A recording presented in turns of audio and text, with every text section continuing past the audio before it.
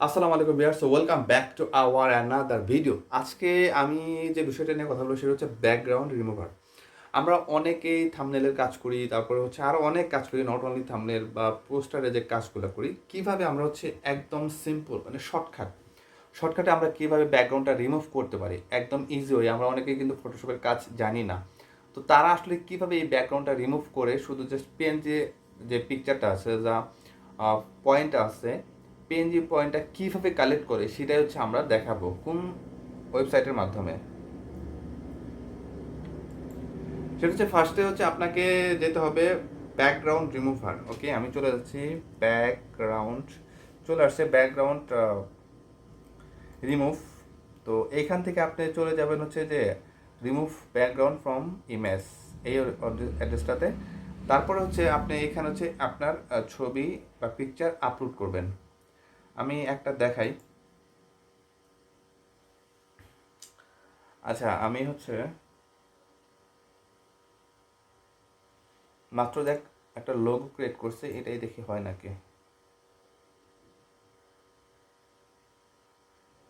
এই যে ব্যাকগ্রাউন্ডটা কিন্তু চলে গেছে, হ্যাঁ। তো চলে গেছে। এখন হচ্ছে অনেক সময় কি হয় যে আপনি একটা ছবি আপলোড দিলেন, কিছু অংশ একদম পুরোপুরিভাবে যাবে না।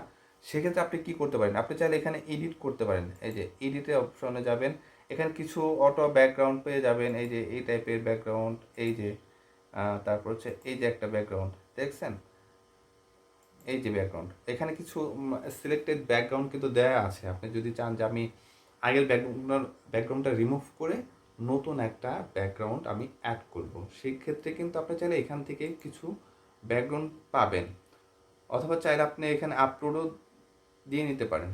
সো এটা হচ্ছে এই যে অনেক ব্যাকগ্রাউন্ড পাবেন, কিন্তু এরকম অনেক ব্যাকগ্রাউন্ড পাবেন।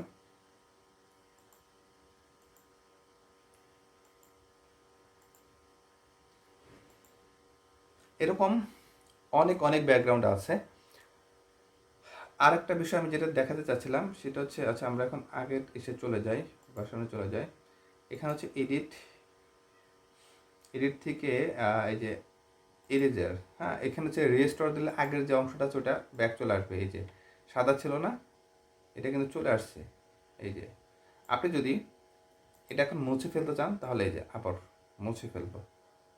এই যে দেখছেন, এটাও কিন্তু আমি মুছে ফেলতে পারি। আমি এই অংশটা রাখবো না, তাহলে আমি এই যে এইভাবে কেটে দিলাম, হ্যাঁ।